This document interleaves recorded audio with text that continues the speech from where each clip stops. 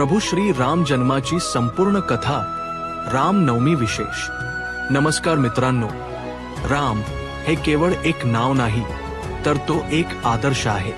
सत्य, त्याग आणि मर्यादेचे मूर्तिमंत प्रतीक म्हणजे प्रभू रामचंद्र। पण तुम्हाला माहित आहे का, अयोध्येच्या राजवाड्यात आनंदाचा हा सोहळा कसा सुरू झाला? आजच्या या विशेष भागात आपण पाहणार आहोत प्रभू श्रीरामाच्या जन्माची अद्भुत।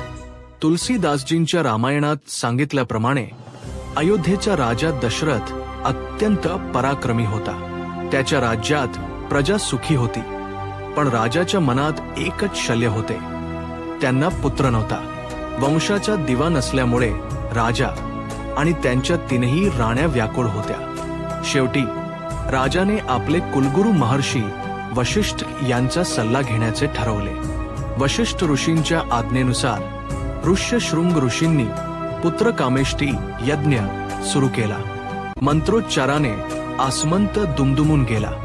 यज्ञाच्या समाप्तीला साक्षात अग्निदेव प्रकट झाले आणि त्यांनी राजाला एक दैवी प्रसाद दिला।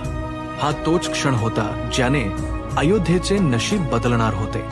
राजाने हा प्रसाद आपल्या तीनही राण्यांना वाटून दिला। चैत्र शुद्ध नवमीचा तो पवित्र दिवस, पुनर्वसू नक्षत्र आणि कर्क लग्न, सूर्य बरोबर डोक्यावर असताना दुपारी 12 वाजता कौसल्या मातेच्या पोटी साक्षात विष्णूंचे 7वे अवतार श्री राम प्रकट झाले। याच काळात सुमित्रा मातेला लक्ष्मण आणि शत्रुघ्न, तर कैकेयी मातेला भरत असे 4 पुत्र प्राप्त झाले।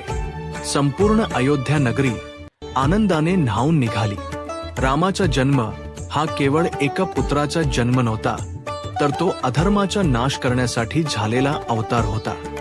रामो विग्रहवान धर्मः, म्हणजेच राम हा धर्माचे चालते बोलते रूप आहे। त्यांनी आपल्या जीवनातून जगाला शिकवले की संकटे कितीही मोठी असली तरी सत्याची साथ सोडू नये। मित्रांनो, ही होती प्रभू रामाच्या जन्माची कथा। तुम्हाला ही माहिती कशी वाटली? कमेंट्स मध्ये नक्की सांगा आणि जय श्री राम लिहायला विसरू नका।